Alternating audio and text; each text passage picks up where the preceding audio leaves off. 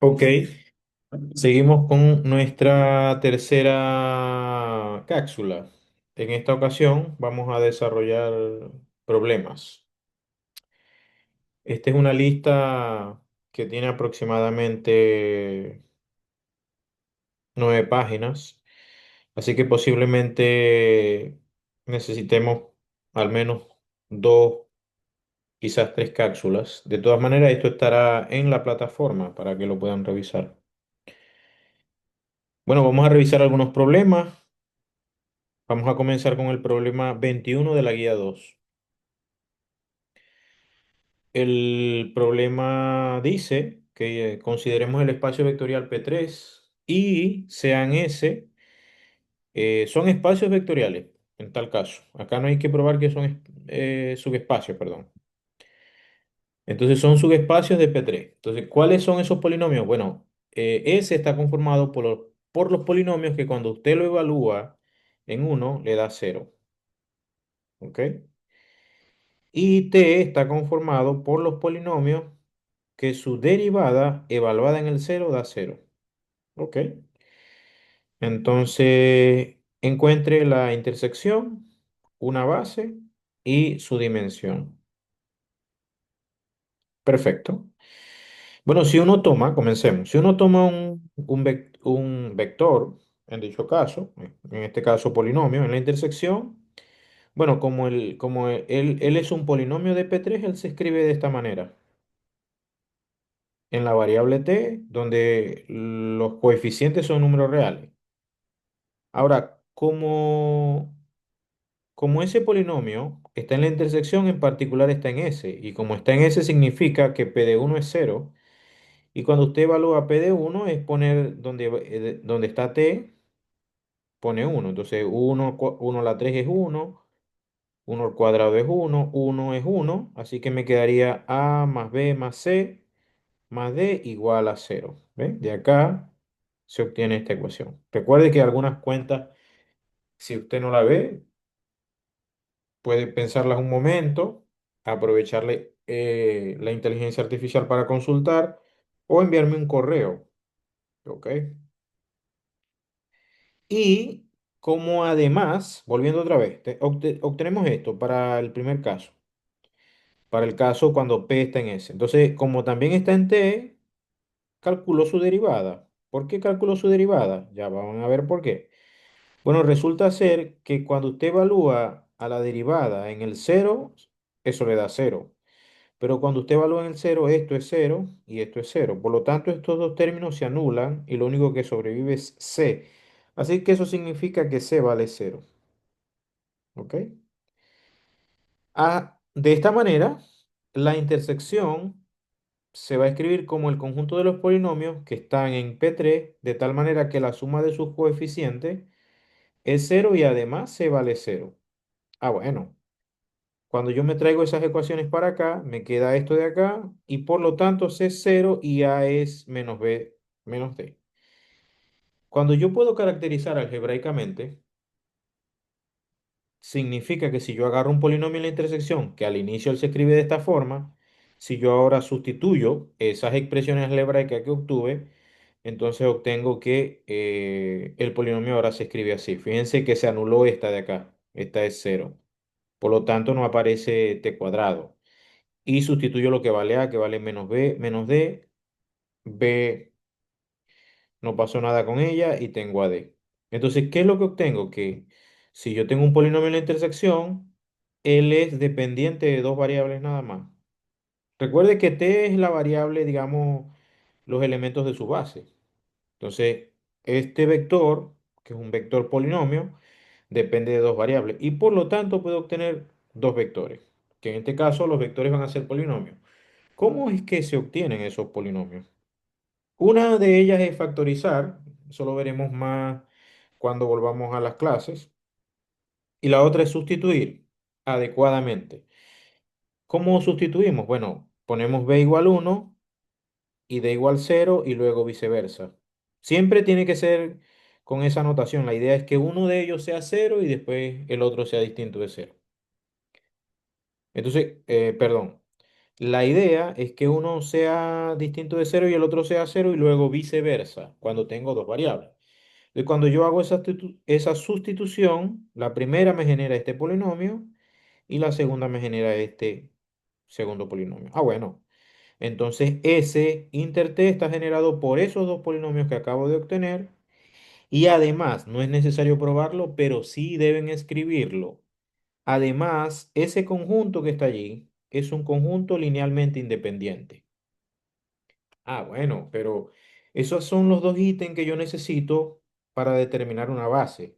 ¿Qué es una base? Un conjunto que genera un espacio y un conjunto además que es LI. Ese mismo conjunto además es LI. Por lo tanto, ese conjunto es una base para la intersección y de esta manera obtengo que la dimensión de la intersección es 2. Bien, seguimos entonces. Ahora vamos a revisar el problema 5 del taller 5 que aún no lo tienen, posiblemente lo tengan en el transcurso de las clases. Muy bien. Determine si el conjunto beta es una base para el espacio vectorial B de las matrices 2 por 2 con coeficientes en los reales, dado por, tengo A, por ejemplo, beta. Bueno, lo primero que debe recordar es que la dimensión de M2 es 4. Eso lo vimos para la cápsula 1 o 2, no recuerdo muy bien. Entonces, bueno, ¿qué es lo que hago para determinar si este conjunto es una base? Bueno, debo determinar qué genera y lo segundo que debo determinar es si este conjunto es LI. Bueno, resulta que lo primero que vamos a determinar es si es LI. Bueno, para ello usamos el hecho la herramienta del determinante. ¿Qué es lo que hago? Agarro esos vectores, como son vectores en realidad, y los pongo como las columnas de una matriz, que en este caso, esta es la primera matriz. Fíjense que esta es la primera parte de la columna y esta es la segunda parte. Entonces me quedaría 1, 0, 0, 1. Y así sucesivamente. Acá tengo la segunda matriz, tercera, cuarta matriz. Calculamos ese determinante. Puedo hacerlo por escalonamiento o por el método que conozcan. Entonces lo que hice acá es que anulé esta entrada restándole esta fila. Eso no cambia el determinante, obtengo esto que está acá.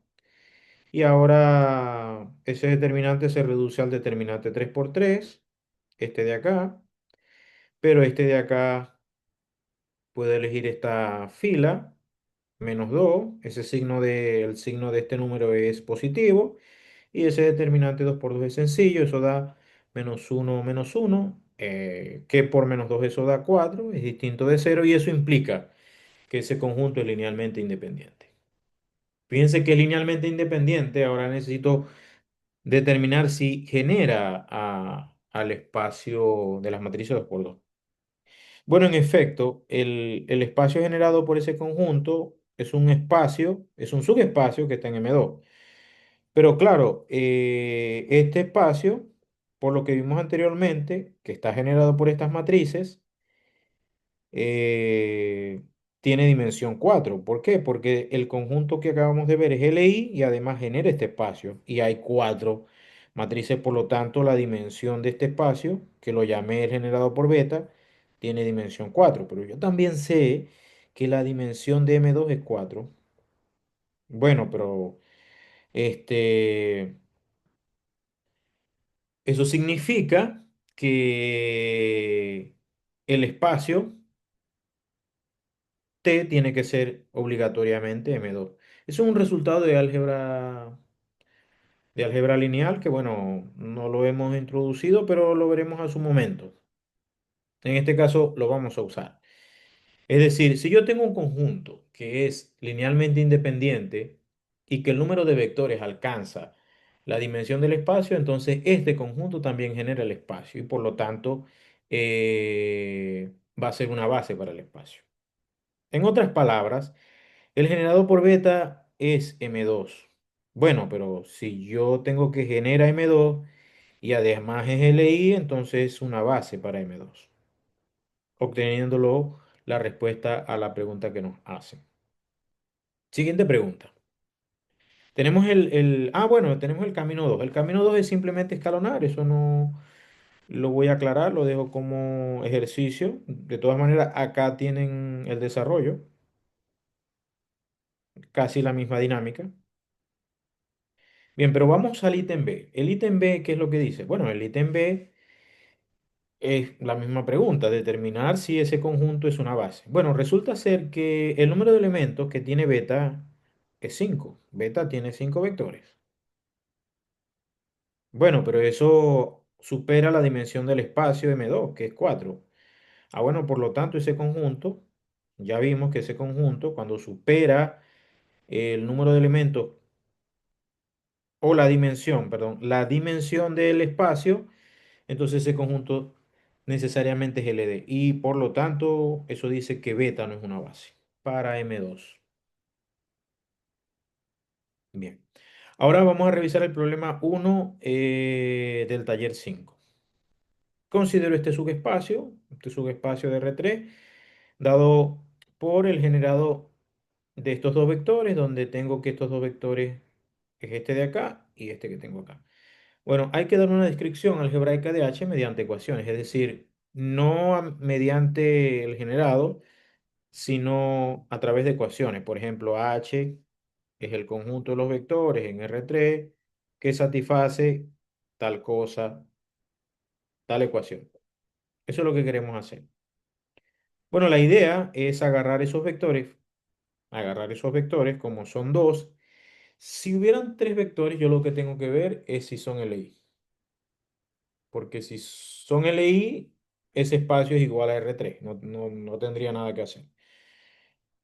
Ok, pero como son dos, bueno, no alcanzan a R3, así que puedo hacer esto que está acá. La idea, como dice acá, es escalonar. Agarro esos dos vectores, los pongo como columna y en la tercera columna yo voy a poner estas variables, ¿ok? ¿Por qué? Porque yo quiero una expresión algebraica y por eso hago esto. Eso tiene su trasfondo en expresiones de combinaciones lineales que ya hemos hecho. Eh, pero ya sabemos que nosotros de alguna forma omitimos un poco estos cálculos conociendo que se puede hacer fácilmente. Bien, entonces la idea otra vez es escalonar. Escalonamos, ¿no? Intercambio la fila 2 con la fila uno. Luego anulo este número y este, que fue este cálculo que hice acá. Sin embargo, acá se van sumando cosas. Luego multipliqué por 3 este número y este lo multipliqué por -3 para que me diera el mismo, para evitar otra vez fracciones.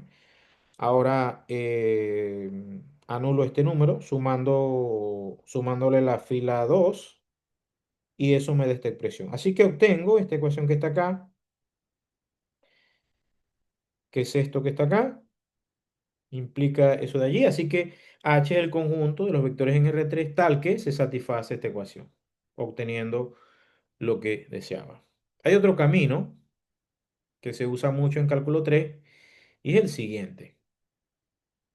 Eh, es el siguiente.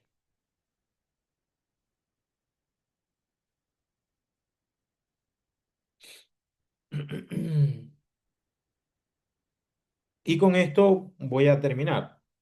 La idea tampoco es extendernos. Entonces, a ver, 26, 30. Estoy contando los minutos para no pasarme. 26, 34. Sí, sí. Vamos a cerrar con este otro problema. O en realidad el otro camino para determinar el subespacio caracterizado. Otra vez, H está generado por dos vectores y aclaro, estos vectores no son múltiplos uno del otro. Por lo tanto, uno puede determinar, se dejaría como ejercicio que estos dos vectores forman un conjunto linealmente independiente.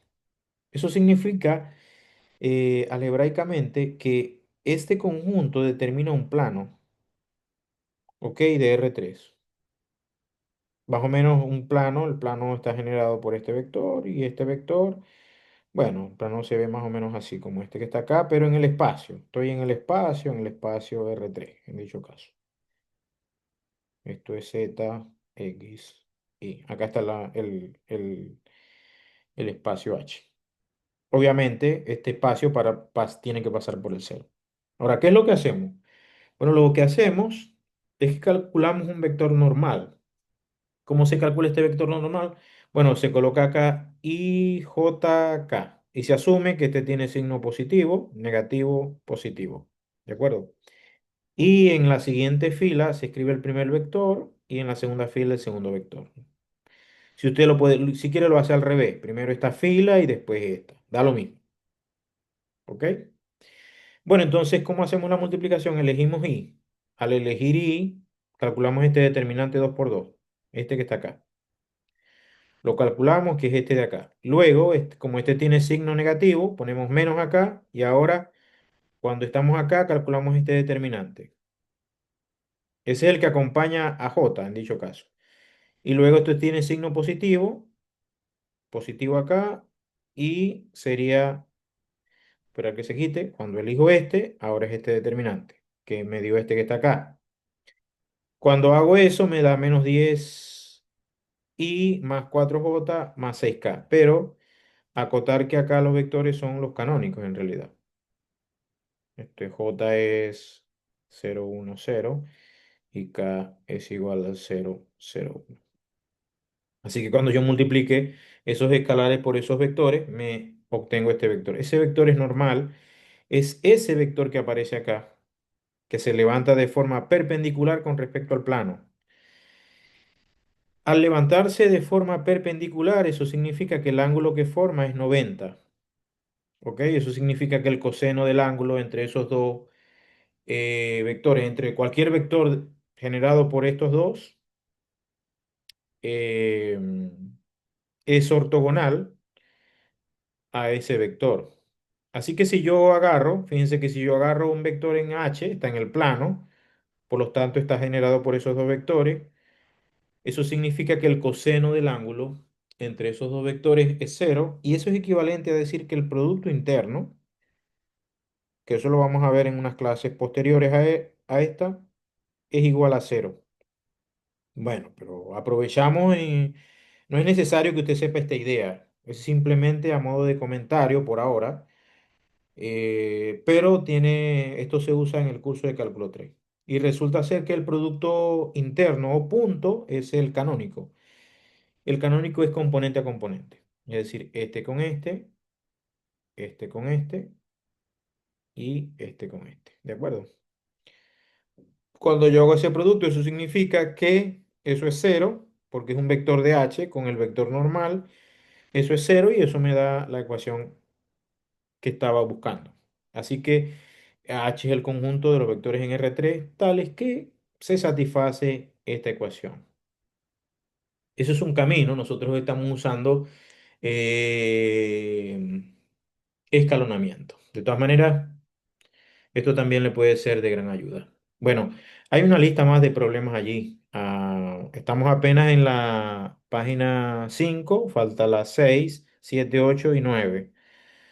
Eh, Así que seguimos en un próximo video en la resolución de problemas.